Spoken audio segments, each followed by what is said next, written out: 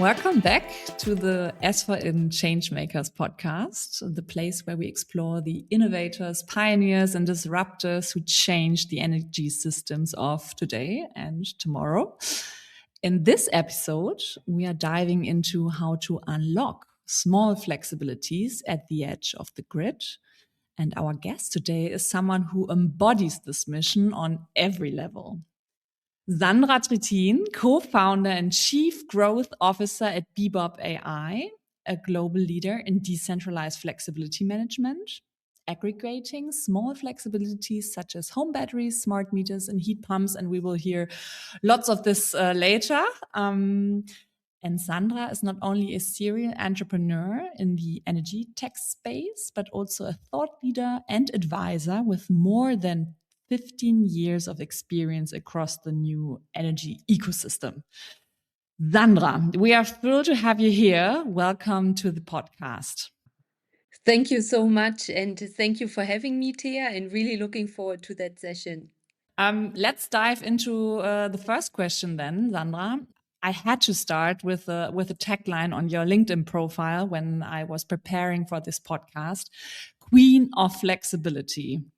Tell us the story behind that and how did you end up focusing on flexibility? Yeah, probably to quickly start with the second part on how I ended up in flexibility. I actually come from the telecom space. So I worked for more than 10 years in the telecom space in Switzerland. And at one point in time, the question was on how can we, as a telecom company, provide more services than just the communication line for utilities, and how can we dive deeper into the energy industry?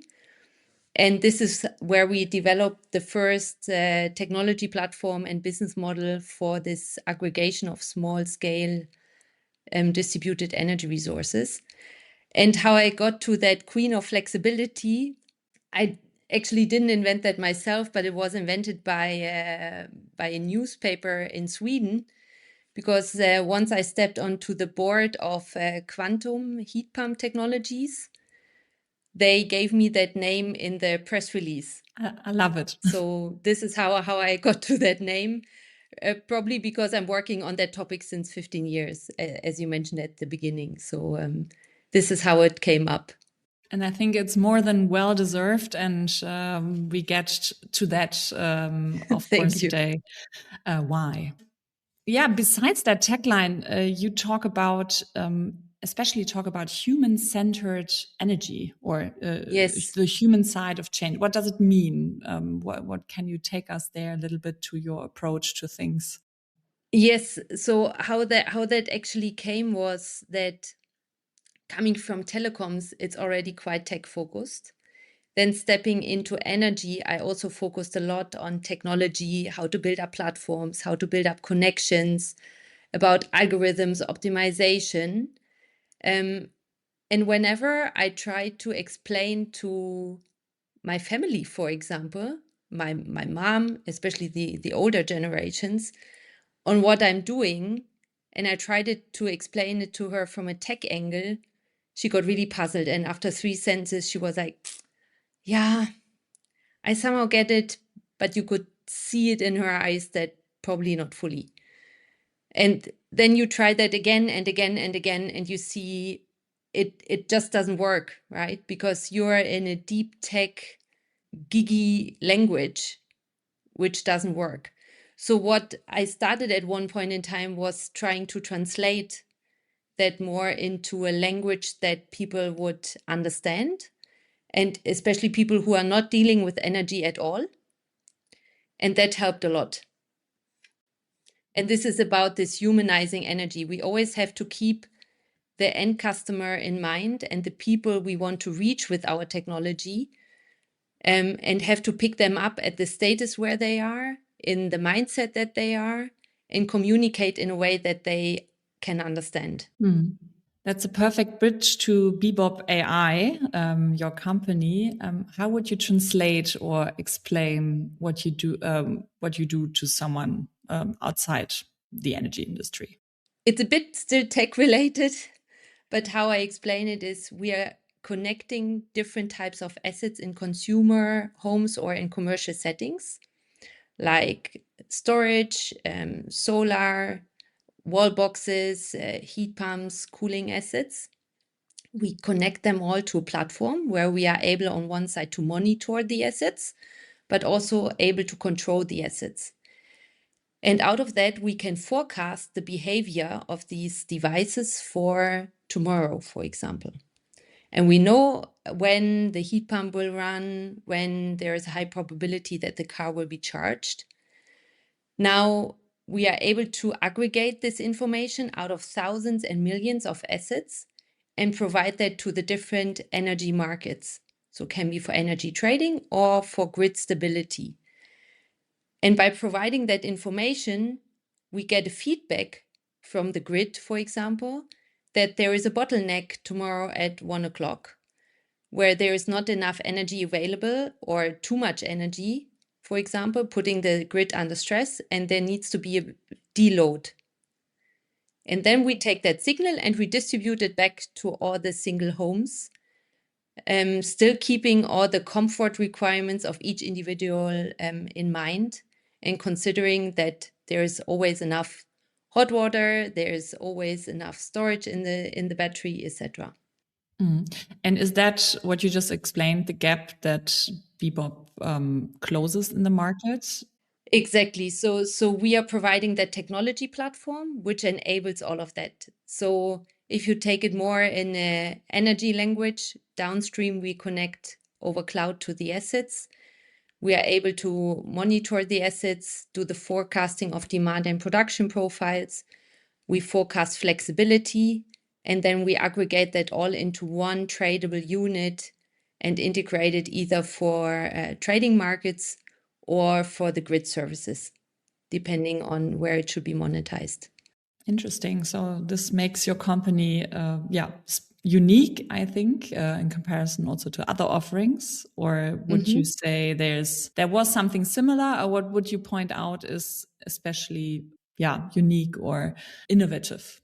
So there are other companies around that, and it's great to see, right? Because over the 15 years, there have been a lot of companies growing in that space. What makes us unique is, on one side, that we consider the optimization of the devices and their behavior on one side behind the meter, which means locally for the customer.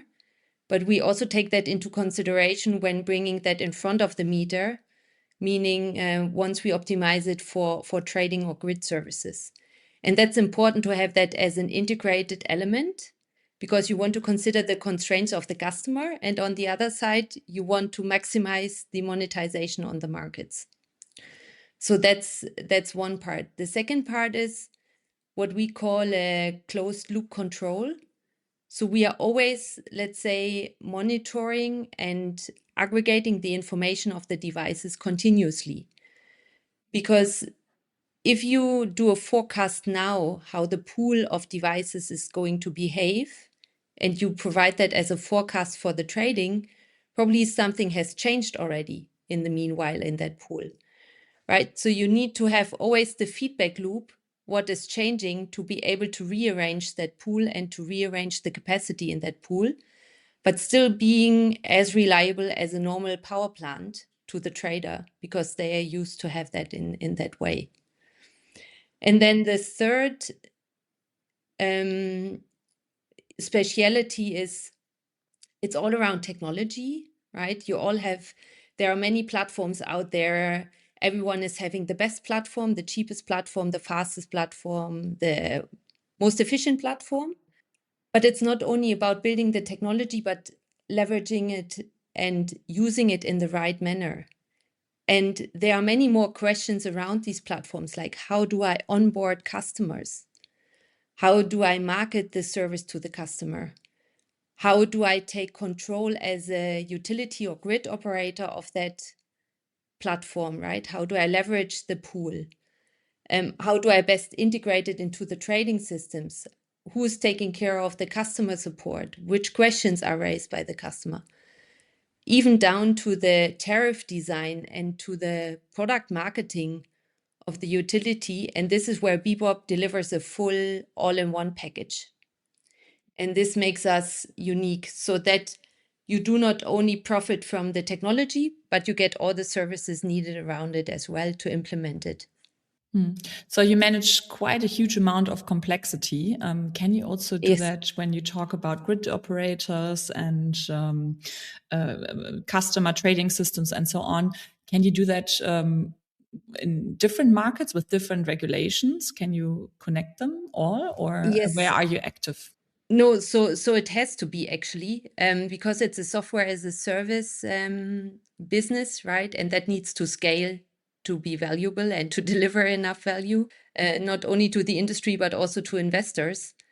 And therefore, it has to be built up, and it is built up in a way that you can implement it globally to different market designs. So the market design is one part of the input parameter into the platform. And the platform is therefore able to deal with the different market requirements, market regulations. And we are active across quite a numerous number of countries across Europe, but also in the US meanwhile, and just entering into Australia. Wow. So lots of countries and scaling up is an awesome buzzword. So that would be an interest of mine. What has been perhaps the most surprising or change-making learning on the journey with Bebop so far when scaling up or entering new markets, or when you entered the company, you founded the company? The most positive or negative? I think both. If you already mentioned both, I'm curious about both. Okay. So, but that's that's really a personal opinion. For me, the most surprising is, in a positive way, the team, the commitment of the team, the willingness to move all together forward. Because as founders, you start to build up your team, you have something in mind, but you never know if it really works out in that way. And that's a nice surprise that it's that way. Because it's the team who makes all of that happen. And how that works together, that's just amazing. On the more challenging side, I'm still surprised, even though flexibility is a huge buzzword, that it still takes so much time to enter into different kind of markets. It's already much quicker than a few years earlier, but it still takes its time. And I was hoping to have it a bit quicker, but I think that's normal. Yeah, I think so. Flexibility is definitely a paradigm shift in the energy Yeah. systems. And yeah, it takes time to convince people to move forward from their Yes. old way of producing and consuming energy to a more decentralized view. So let's move a little bit from your perspective as a founder and from Bebop to a more broader, a view on flexibilities, as we just Yes. tackled that topic. So why is it crucial to manage and optimize tiny to smaller flexibilities that can be found in households or elsewhere, just to get the bigger picture? The number of these assets is growing, right? So it's with regards to electrification, there's now quite a few regulations out there who let's say give advice, at least, that on new builds there should be always solar systems built. There is a huge tendency also in electrification of heating, for example, with quite some regulations away from gas. Transport is getting more and more electrified. And what that means is that the original energy system is a bit like put upside down. Because beforehand you had the generation, and the generation got its target for the next days on how the profile for generation would look like. And then the energy was sent through. And on the other side, you had the consumers. But now what's happening with all of this electrification is that many of the consumers now on one side become producers as well. So through the solar systems. So it goes also from the other side into the network or into the energy system. And also the consumption profiles are changing quite rapidly. And up to now, it was not possible to really monitor that or to see what's going on. As one example, many of the grid operators are still working with standard load profiles, where they have a standard forecast of your demand depending on your setup at home. So let's say it's a 4-person family home. And then in that area, they have the forecast for these type of customer segment, which looks the same for everyone. Now, once you put a solar system on your roof or you drive an electric car, which is also getting charged at home, it doesn't fit into that standard load profile anymore. So the first thing that is really necessary to be done is to get transparency on what's going on in your grid, but also what is going on in your balancing group, if you look at it from a trading perspective. And so you see, for example, in some countries, that the balancing group management, for example, gets turned fully upside down because it's difficult to forecast solar production and it's not reflected in their balancing group optimization and driving then much higher costs than before. So once you get transparency and you're able to forecast properly, then it also makes sense to take control because you want to avoid to pay fines, for example, or to pay for your imbalances too much. So there is a high need on transparency, forecasting, and then controlling the assets. So when you got all these aspects managed and have worked around a way to solve that or to offer that, it's a bit provocative, but does it even pay off to work with small household flexibilities then? Because there are so many aspects to think about it. Or why bother with tiny assets when large industrial companies could offer more flexibility? I know Bebop is kind of helping with that, but I think that's perhaps interesting to just get the perspective right on that. Yeah, so it's a valid question, right? Because you can say, well, on an industrial load, for example, I have probably higher connection costs, but then I also have a much higher capacity to deal with, right? Mm-hmm. The first thing is that luckily now, thanks to all the API connections to the assets and to the manufacturer clouds, the connection is getting much easier to these assets, right? There is no need for hardware or anything. Over cloud, it's a small project and you're connected all of a sudden to all of the assets which belong to one manufacturer once you're on that cloud. At least you have the capability on doing so. Connection costs are really minor for these small assets. Now, if you look at the capacity per asset, for sure, let's say home storage is much less than if you take a steam heater in a big industrial company. But this steam heater has quite some restrictions on how you can leverage it. And normally that depends on the production processes or on the processing in general of these industrial companies. And it does not give you a lot of flexibility that you can change that behavior a lot, right? So it has quite a regular rhythm in which you can use that asset, which on one side is huge at that moment, but it doesn't allow you to move it somewhere else. And that's a bit different with the small loads, let's say, or production units, because you can move them much easier in time. I like to give that example of a heat pump. You can easily stop each heat pump, I would say, in Europe by 1 hour per day, and no one is going to realize that, potentially on the bill at the end of the month. But because of the heating inertia and the inertia within the building, there is no impact. So if you do that now with the 1,000 of heat pumps, you can have the same impact than a big industrial load. But the beauty is you can even move it in time much more than if you control that one big scale unit.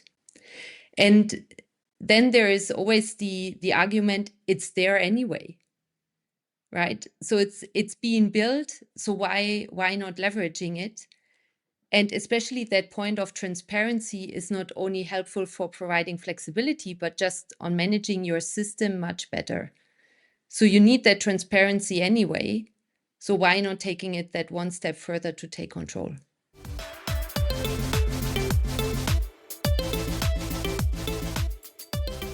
And thinking about that now, what would you reckon are the biggest challenges to manage those decentralized small scale flexibilities? And of course, in contrast, what are the key success factors to making the small flexibilities that are there, as you said, work at scale so that you can really harvest their output? I would like to take it from the angle of the key success factors, actually. So one element is you need to have access to them, right? So you need the manufacturers giving you access to their API, and then the API needs to allow you also technically to get the data, but also to take control. So this is essential. I think it's getting more and more standardized. I would not talk that there is a standard. I also not sure if there is a need for a standard, but it needs to be accessible in whichever kind of way over the cloud. So that's one part. Then the second question is always, okay, now I can connect the asset, but how do I convince the customer? And there's one success factor which everyone normally needs at the beginning is you need to build up the business case. And there's always the question around how much value can be derived with that flexibility of the small scale assets. So I think there should be always the first step on getting that business case right.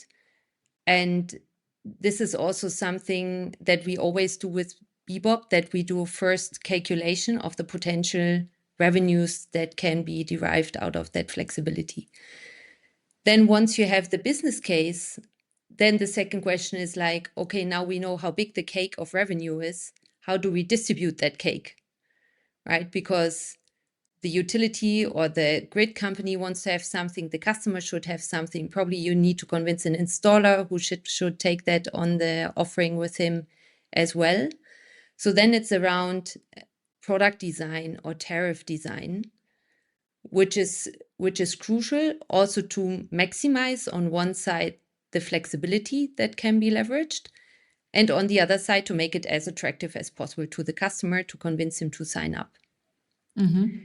And the third part, or the last part in the end, is the most important key success factor is the willingness to take some risk and just to get going, because there is everything that is needed, right? The technology is there, the supportive elements are there, communication can be supported on, but at one point in time, you need to jump into the water, right? You need to decide and you need to get going.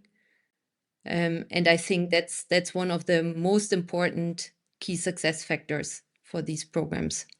So when I imagine I'm your company listening now to our episode, talking about those key success factors, can I actually build on those, what you just said, with a business case, how to distribute the cake, and the product design and the technology that is given, a profitable and scalable business? Is that the way to go? Yes. Or would you say, no, there's a different approach, but basically you have to get these points right, and then you can scale your tiny units of flexibility? Exactly. I mean, once you have that start off, right? So once you do the value calculation, you do your product design in a way that it works and think about how to acquire the customer. Mm-hmm. The platform is easily taken into place. and putting into operations. And then we work always together with our customers, supporting them also in the operations, in maintenance, deriving also knowledge transfer, right, which is also important. We don't have to make many mistakes twice. One time is enough. And then it's about getting into scale and driving that up in the market and on the customer base. Yeah, I think especially the customer base in your human-centered energy view is very important.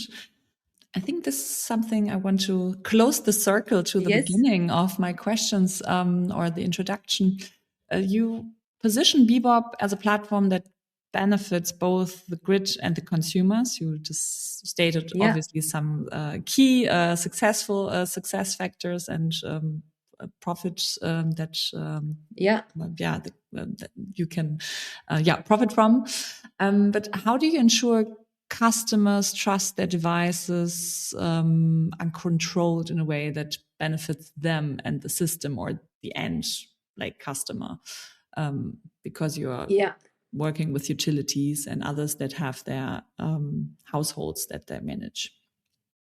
So in the end, from Bebop's side, we are a technology platform enabling the utilities or the solution providers in the market, right? Or manufacturers. And to a certain extent, it's also their decision on how they want to remunerate the client. We can give them options on how to do that. And there are different options that we have also seen in the past with some of the players in the market. So to give you two extreme examples, on one side, you can have a flat rate to the customer and you can just say you pay X euros per month, flat rate, no question, nothing. But for that, in the background, you allow the utility or the grid operator to steer your devices as needed. Then normally the risk sits fully with the utility or grid operator, right? Because the customer will be only willing to pay that fixed amount per month and not more and not less. You can have the opposite and just say, like, dear customer, you stay with your tariff, whatever you have today. And then if there is something on top at the end of the year, you might get a bonus of X euros, which might not be as attractive to the customer because he will have to sign up still to the program. He might fear out of the control. So it might not be as attractive to get a huge customer base connected. And then it depends on the partner from us where to find the middle path. And it's quite interesting because it depends a little bit on the culture, like in which culture we work in. So, for example, it's not always the same if you talk to a German customer than to a French customer than to an Italian customer, like end consumer. It's also about which types of assets are under control and what do you need to bring also as a trust feature, let's say, to the customer that he's willing to provide you access. So there are quite a few components coming together that need to be considered in that solution design or product design to the end customer, but which is the exciting part, right? On seeing what will work best in the end on that specific customer base and on this specific customer segment.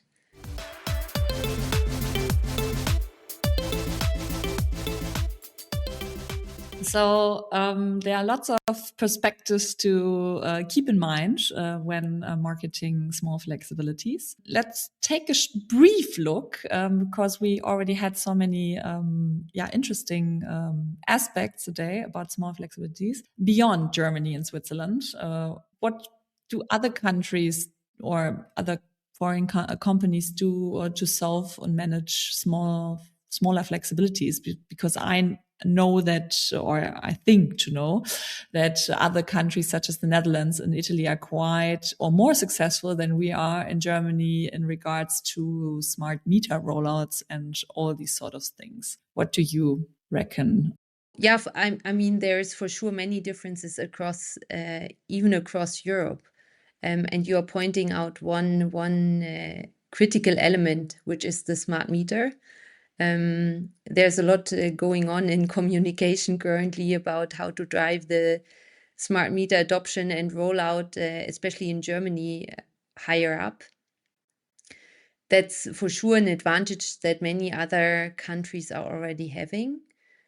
But it's also, again, a bit the difference in regulation, like what can you do, which markets can you enter with small scale flexibility. That also looks quite different, for example, and is much more limited still in Italy than it is, for example, in Belgium or in the Nordic countries.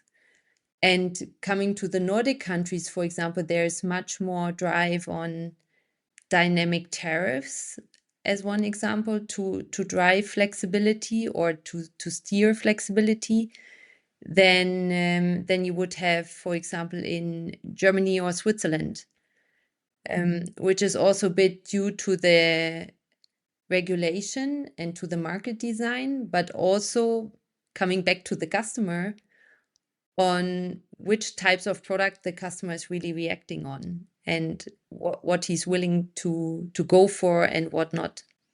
We are coming to an end to our podcast, but one question before the last question. I'm super interested in one word or one sentence. Okay, that's a challenge. What will the smaller flexibility market look like in 10 years in Germany, Switzerland, or Europe? I would say it's present everywhere and existing. So looking forward to that, to drive it and optimize it. It's, I think, what the energy transition needs. Exactly. And finally, because that's the question all of our podcast interview guests get, who is your change maker, for instance, in the energy world or elsewhere? My biggest change maker is my husband. Oh, because and not only not because it's my husband, but it's the capability of driving change in different industries and adapting to the setup in different industries, always applying, let's say, a bit the same way of thinking, but just being able to get your mind into the different setups and then driving that forward. Perfect. Thank you for the great insights. And I hope our dear listeners also enjoyed this episode as much as I did. Thank you, Sandra. Yeah, thank you as well, Thea, and happy to see you soon.